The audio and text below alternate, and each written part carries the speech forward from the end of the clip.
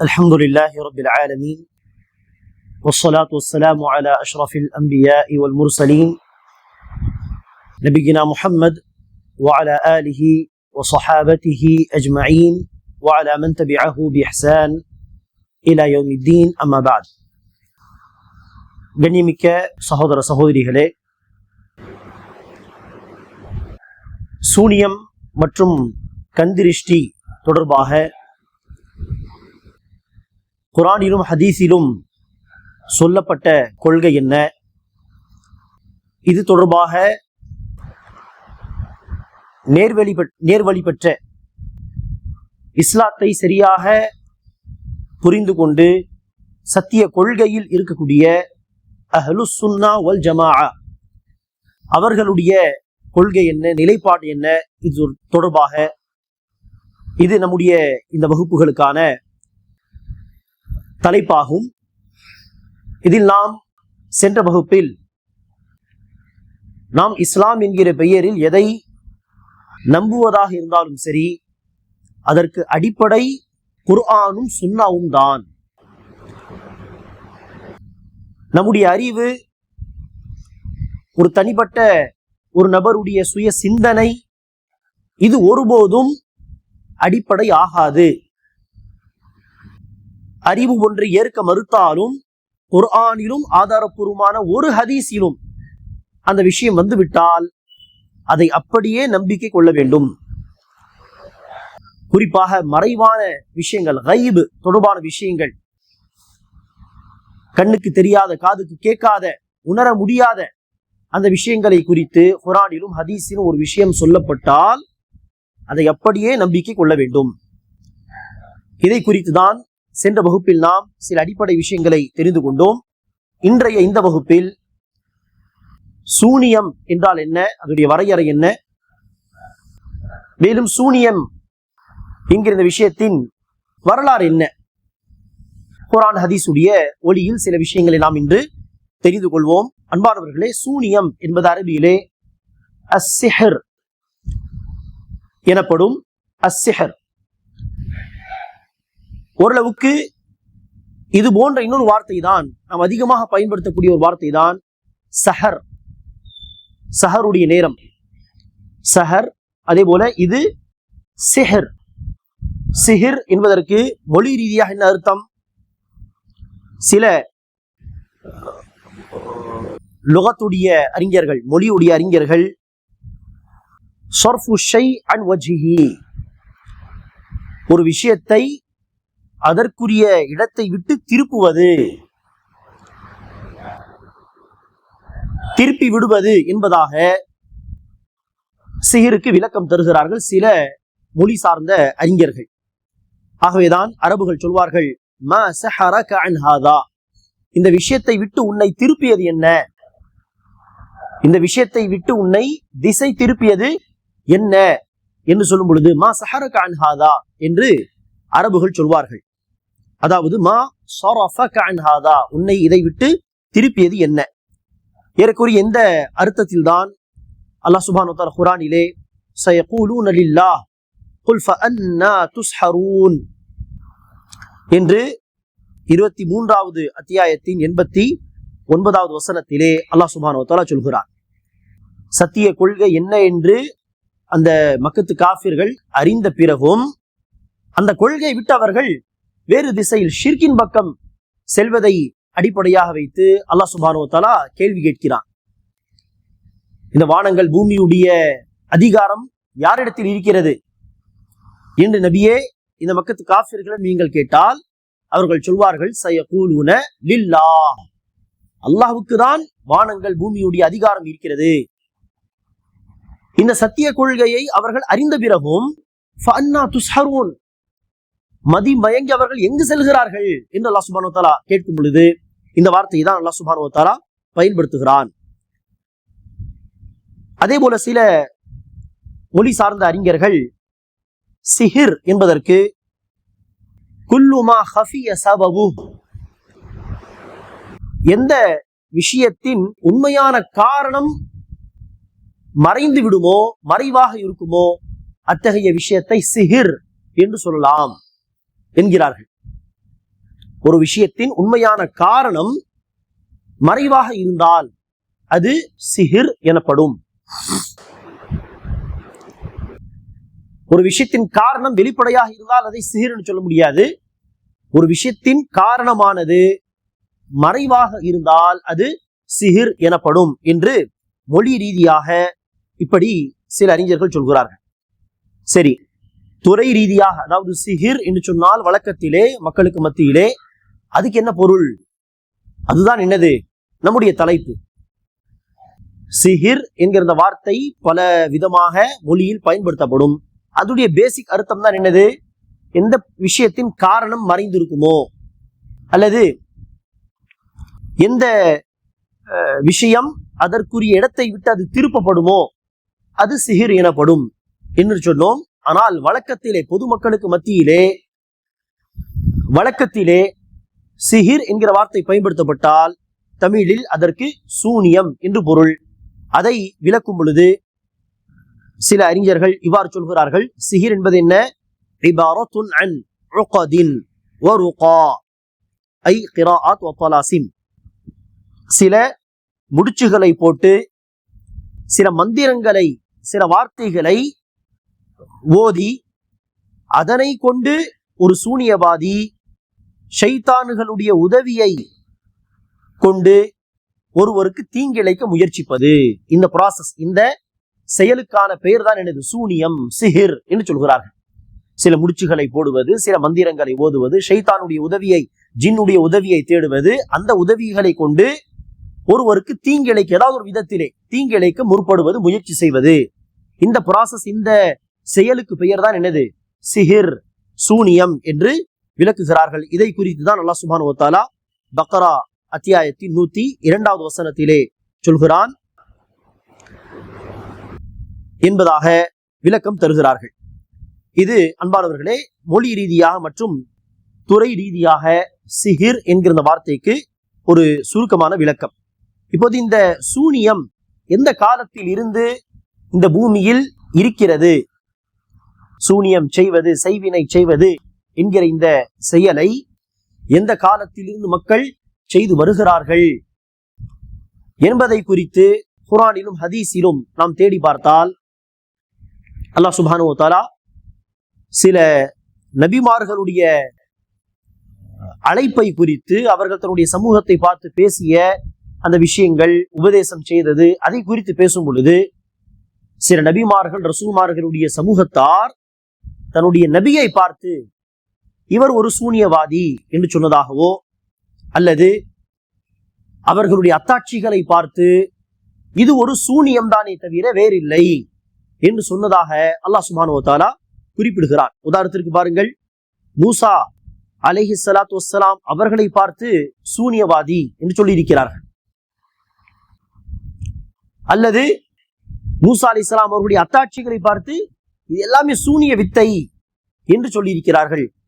இதை அல்லாஹ் குர்ஆனில் பல இடங்களிலே பேசுகிறான்.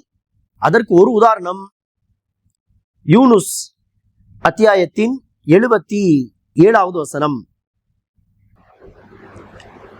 மூசா அலைஹிஸ்ஸலாத்து வஸ்ஸலாம் அவர்கள் ஃபிரௌனோடு பேசும் பொழுது, ஃபிரௌனுடைய கூட்டாளிகளோடு பேசும் பொழுது மூசா அலைஹிஸ்ஸலாம் அந்த மக்களை பார்த்து கேட்கிறார்கள், அத்தகூலூன லில் ஹக்கி லம்மா ஜாஅகும் அஸிஹ்ருன் ஹாதா வலா யுஃப்லிஹு ஸாஹிரூன். சத்தியம் உங்களிடம் வரும் பொழுது அந்த சத்தியத்தை பார்த்து நீங்கள் இது சூனியம் என்றா நீங்கள் சொல்கிறீர்கள்? சூனியவாதிகள் எப்போதும் வெற்றி பெற மாட்டார்கள். நான் கொண்டு வந்தது சூனியம் அல்ல, நான் ஒரு சூனியவாதி கிடையாது, சூனியவாதியாக இருந்தால் அவர்கள் வெற்றி பெற மாட்டார்கள் என்று மூசா அலைஹிஸ்ஸலாம் சொன்னதாக.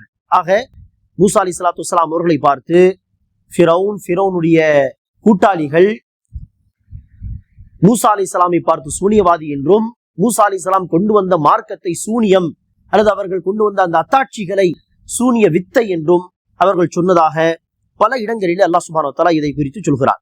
அதே போல பாருங்கள், சுலைமான் அலைஹிஸ்ஸலாத்து வஸ்ஸலாம் அவர்களை குறித்து யூதர்கள் என்ன சொன்னார்கள்? சுலைமான் அலைஹிஸ்ஸலாம் ஒரு சூனியவாதி, அவர்கள் செய்து காட்டுவதெல்லாம் சூனியம், சூனிய வித்தை. நவுது பில்லாஹி மின் ஸாலிக். சுலைமான் அலைஹிஸ்ஸலாமுக்கு அல்லாஹ் சுப்ஹானஹு வ தஆலா பெரிய ஆட்சியை, அதிகாரத்தை கொடுத்தான். அவர்களுடைய பேச்சை கேட்டு காத்து கூட என்ன செய்யும், தன்னுடைய திசையை மாற்றிக்கொள்ளும். சுலைமான் அலைஹிஸ்ஸலாமுடைய பேச்சை கேட்டு மேகங்கள் என்ன செய்யும், பயணிக்கும் அவர்கள் சொல்லும் திசையிலே. சுலைமான் அலைஹிஸ்ஸலாமுடைய பேச்சை கேட்டு பறவைகள் அவருடைய வார்த்தைக்கு கீழ்ப்படியும். சுலைமான் அலைஹிஸ்ஸலாமுடைய வார்த்தைக்கு ஜின்கள் கீழ்ப்படிந்து நடக்கும். இதையெல்லாம் அந்த யூதர்கள் சொன்னார்கள், எல்லாம் சூனியம். சூனியத்தை பயன்படுத்தி தான் சுலைமான் நினைச்சுகிறார் ஜின்களிடம் வேலை வாங்குவது, சூனியத்தை பயன்படுத்தி பறவைகளோடு பேசுவது, பறவைகளிடம் வேலை வாங்குவது, சூனியத்தை பயன்படுத்தி காத்துடைய திசையை மாற்றுவது என்றெல்லாம் செய்கிறார். ஆக சுலைமான் என்பவர் ஒரு சூனியவாதி. இவர் செய்வதெல்லாம் சூனியம், சூனிய சக்திகள் என்று அவர்கள் நவுது பில்லாஹ் சுலைமான் அலைஹிஸ்ஸலாம் மீது அவதூறு சொன்னார்கள். அதற்கு பதில் சொல்லும் விதமாக அல்லாஹ் சுப்ஹானஹு வ தஆலா பக்ரா அத்தியாயத்தின் 102வது வசனத்திலே வத்தபஉ மா தத்லு ஷயாத்தீனு அலா முல்கி சுலைமான் வமா கஃபர சுலைமான். சுலைமான் அலைஹிஸ்ஸலாம் குஃப்ர் செய்யவில்லை, அதாவது என்ன, சூனியம் செய்யவில்லை. சுலைமான் அலைஹிஸ்ஸலாம் அவர்கள் அல்லாஹ் கொடுத்த ஆட்சி அதிகாரத்தை பயன்படுத்தி தான் இதையெல்லாம் செய்கிறார்களே ஒழிய சுலைமான் அலைஹிஸ்ஸலாம் சூனியம் செய்யவில்லை. சூனியம் தான் என்னது, குஃபர் என்று அல்லாஹ் இங்கு சொல்கிறான். வமா கஃபர சுலைமான், சுலைமான் அலைஹிஸ்ஸலாம் குஃபர் செய்யவில்லை சூனியம் செய்து. வலக்கின்ன ஷயாத்தீன கஃபரு, மாறாக அவர்களை குறித்து இப்படி பேசுகின்ற அந்த யூதர்களும், அதில் குறிப்பாக சூனியம் செய்யக்கூடிய அந்த யூதர்கள் தான் செய்கிறார்கள், குஃபர் செய்கிறார்கள், சூனியம் செய்கிறார்கள். சுலைமான் அலைஹிஸ்ஸலாம் செய்யவில்லை என்று அல்லாஹ் அதற்கு பதில் சொல்கிறான். இன்னும் பல எடுத்துக்காட்டுகள் உண்டு. பல நபிமார்களை பார்த்து அந்த அந்த சமூகத்தார் சூனியவாதி என்று சொன்னதோ, அல்லது அவர்கள் கொண்டு வந்த அத்தாட்சியை பார்த்து இது சூனிய கலை என்று சொன்னதோ பல இடங்களிலே குர்ஆனில் பேசப்பட்டிருக்கிறது. நம்முடைய நபி முஹம்மது ஸல்லல்லாஹு அலைஹி வஸல்லம் அவர்களை பார்த்தும் மக்கத்து காஃபிர்கள் சொன்னார்கள், இவர் ஒரு சூனியவாதி, இவர் கொண்டு வந்தது சூனியம் தானே தவிர வேறில்லை என்றெல்லாம் பேசியிருக்கிறார்கள். ஆனால் அன்பானவர்களே, குர்ஆனிலோ அல்லது ஹதீஸிலோ சரியாக எக்ஸாக்டாக எந்த காலகட்டத்தில் சூனியம் தோன்றியது, முதலாக சூனியம் செய்தவர்கள் யார், செய்வினை செய்தவர்கள் யார் என்றெல்லாம் குர்ஆனிலும் ஹதீஸிலும் சரியாக சொல்லப்படவில்லை. எக்ஸாக்டாக அந்த காலகட்டம் சுட்டி காட்டப்படவில்லை. ஆம், இது மிக பழமை வாய்ந்தது. பழைய காலத்திலும் சூனியம் என்கிற ஒன்று இருந்திருக்கிறது என்பதற்கான ஒரு ஆதாரம் அல்லாஹ் சுட்டி காட்டிய ஒரு விஷயம் ஜாரியாத் அத்தியாயத்திலே நம்மால் பார்க்க முடிகிறது. ஜாரியாத் அத்தியாயம் 50வது வசனத்திலிருந்து 52வது வசனம் வரை, 50லிருந்து 52 சூரத்து ஜாரியாத்தில் படித்து பாருங்கள். இந்த வசனங்களுக்கு முன்பாக அல்லாஹ் சுப்ஹானஹு வ தஆலா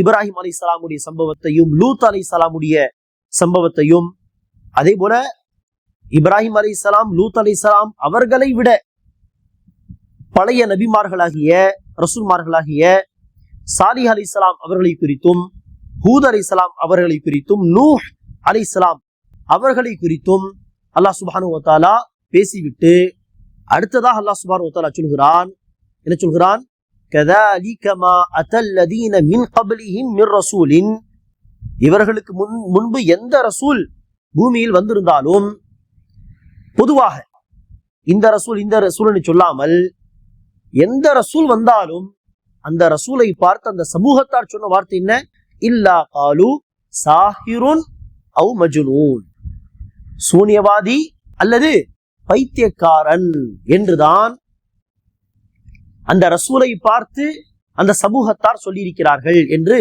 அல்லாஹ் சுப்ஹானஹு வ தஆலா பொதுவாக ஒரு விஷயத்தை சொல்கிறார். ஒரு ரசூல், ஒரு தூதர் தன்னுடைய சமூகத்தை அவர்களுடைய நலனுக்காக, அவர்களுடைய மறுமை வாழ்க்கையின் வெற்றிக்காக சத்திய கொள்கையின் பக்கம் அழைக்கும் பொழுது அந்த சமூகத்தார், ஒவ்வொரு சமூகத்தார் தன்னுடைய ரசூலை பார்த்து சொன்ன வார்த்தை என்ன, இவர் ஒரு சூனியவாதி, இவர் ஒரு பைத்தியக்காரர், சாஹிருன் அவு மஜ்னூன் என்றுதான் சொல்லியிருக்கிறார்கள் என்று அல்லாஹ் பொதுவாக சொல்கிறான். ஆக இந்த விஷயம் யாருக்கு பொருந்தும்? நூஹ் அலைஹிஸ்ஸலாமுக்கு பொருந்தும். நூஹ் அலைஹிஸ்ஸலாமுடைய சமூகத்தார் நூஹ் அலைஹிஸ்ஸலாமை பார்த்து இந்த வார்த்தை சொல்லியிருப்பார்கள். ஹூத் அலைஹிஸ்ஸலாமுக்கு பொருந்தும். ஹூத் அலைஹிஸ்ஸலாம் அவர்களை பார்த்து ஆத் கூட்டத்தார் இந்த வார்த்தை சொல்லியிருப்பார்கள். இவர் ஒரு சூனியவாதி, இவர் ஒரு பைத்தியக்காரர், இவருடைய பேச்சை கேட்காதீர்கள். சாலிஹ் அலைஹிஸ்ஸலாமை பார்த்து சமூத் கூட்டத்தார் இந்த வார்த்தை சொல்லி இருப்பார்கள்.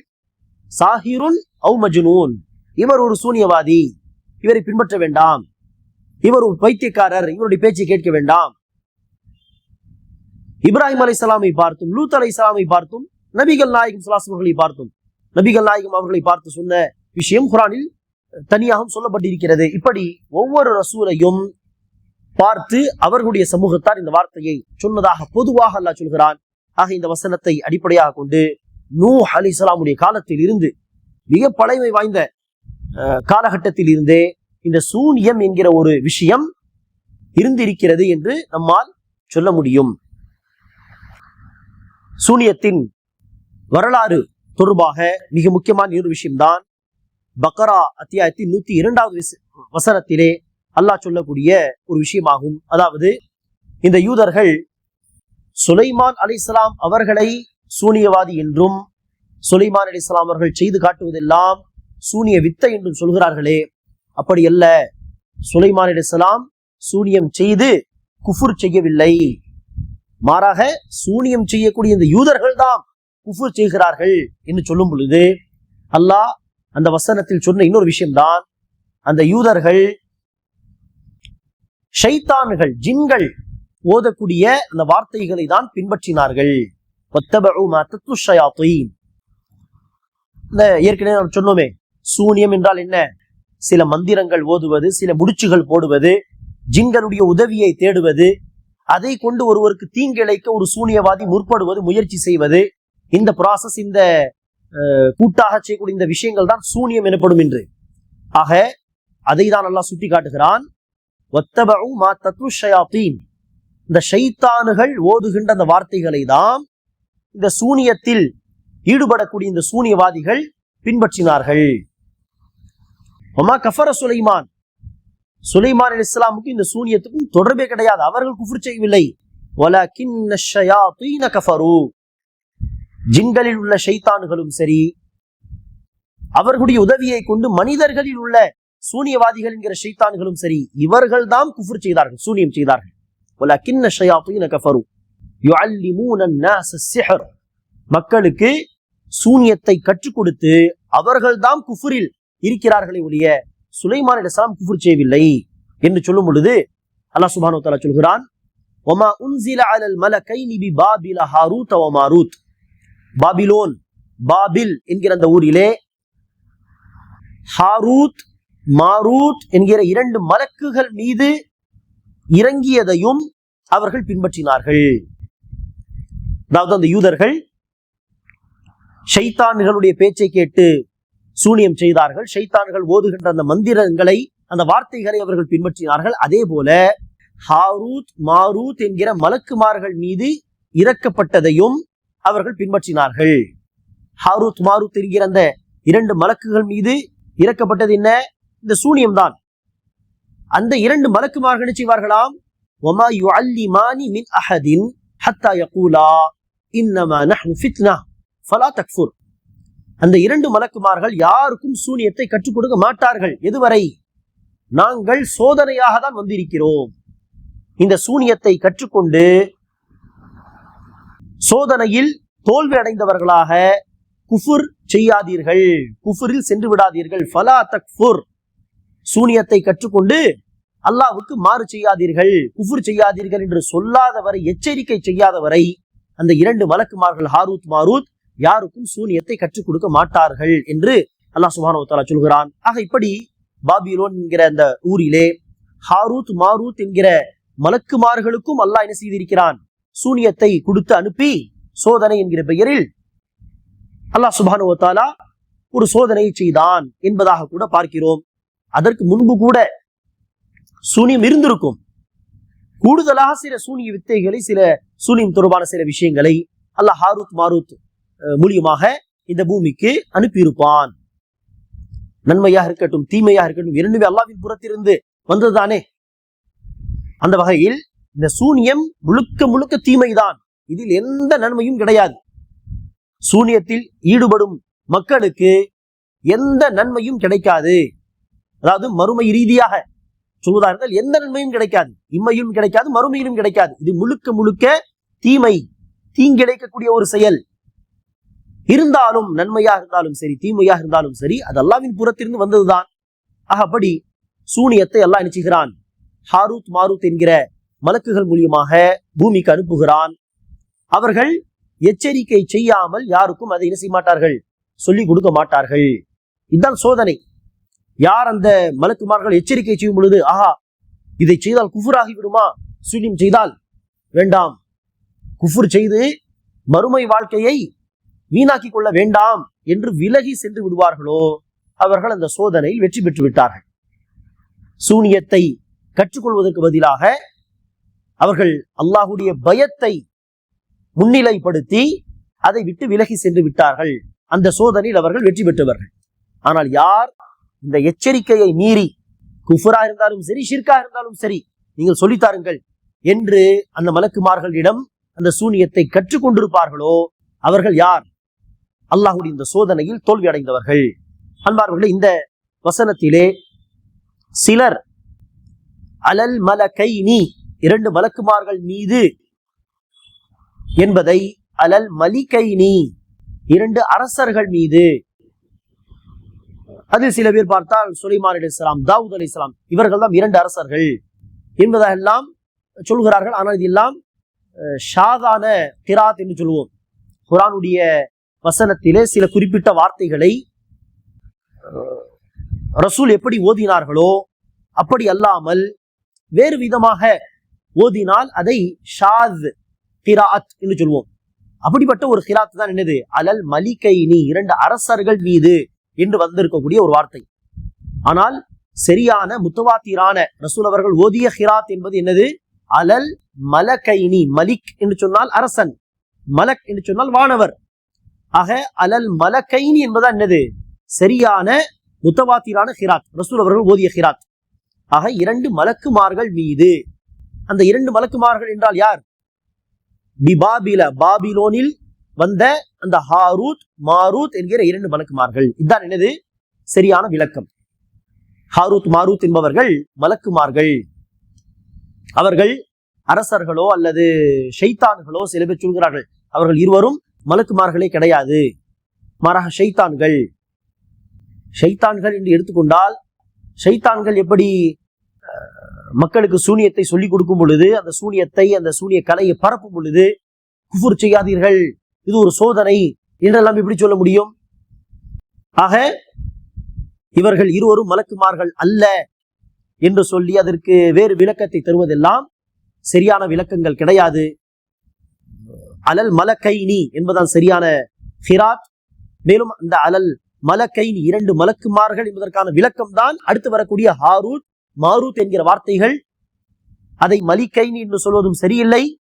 அதே போல ஹாரூத் மாரூத்துக்கும் இந்த மலகைனிக்கும் தொடர்பு கிடையாது, அது வேறு இது வேறு. ஹாரூத் மாரூத் என்பது ஷைத்தான்கள், மலகைனி என்பது மலக்குமார்கள் மீதெல்லாம் சூனியம் வரவில்லை என்றெல்லாம் பல விதமான விளக்கங்களை பல பேர் சொல்வார்கள். அதெல்லாம் சரி கிடையாது.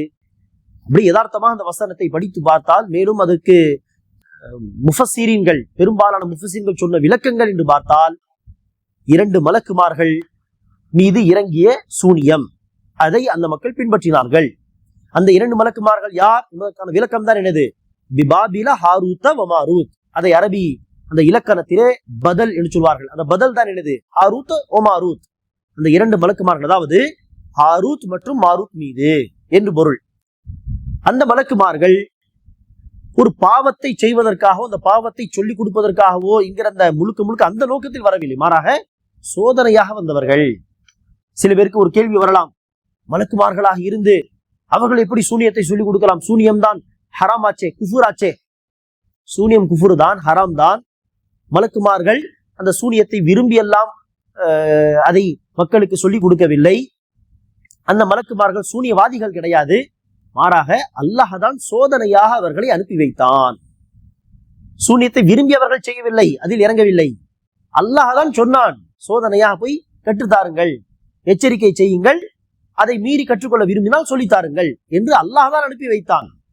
அல்லாஹ்வுடைய கட்டளைக்கு இணங்குதானே அந்த மலக்குமார்கள் செயல்படுவார்கள். அவர்கள் என்ன விரும்பியா அந்த சூனியத்தை செய்தார்கள்? மலக்குமார்கள் தான் பாவம் செய்ய மாட்டார்களே, அவர்கள் எப்படி இந்த குஃபுர் என்கிற அளவுக்கு ஒரு பாவத்தை செய்ய முடியும்? இந்த கேள்விக்கெல்லாம் இடமே பேச்சே கிடையாது. அல்லாஹ் தான் அனுப்பினான், அல்லாஹ்வுடைய கட்டளை ஏற்று நடந்தார்கள். மலக்குமார்களுடைய வேலை அதுதான், அல்லாஹ் எதை சொல்வானோ அதை அவர்கள் செய்வார்கள். உதாரணத்துக்கு பாருங்கள், பத்ர் போரிலே அல்லாஹ் சுப்ஹானஹு வ தஆலா மலக்குமார்களை இறக்கி வைத்து சஹாபா பெருமக்களுக்கு உதவி செய்தானா இல்லையா? அந்த மலக்குமார்கள் என்ன செய்தார்கள்? காஃபிர்களை கண்ணும் துண்டுமாக வெட்டி சாய்த்தார்கள். சஹாபா பெருமக்கள் கொல்லலாம் என்று தன்னுடைய வாளை தூக்குவதற்குள் அங்கு ஒரு காஃபிருடைய தலை அப்படியே அருந்து கீழே விழுந்து விடும். என்ன அர்த்தம்? மலக்குமார்கள் இறங்கி வந்து களத்திலே சஹாபா பெருமக்கள் உதவி செய்தார்கள். இங்கு பாருங்கள், இந்த போர், சஹாபா பெருமக்கள் பத்ர் போர் புரிந்தது, காஃபிர்களுக்கு எதிரான போர், அதெல்லாம் கொஞ்ச நேரத்துக்கு விட்டுவிட்டு கொலை செய்வது என்கிற அந்த செயலை மாத்திரம் பாருங்கள்.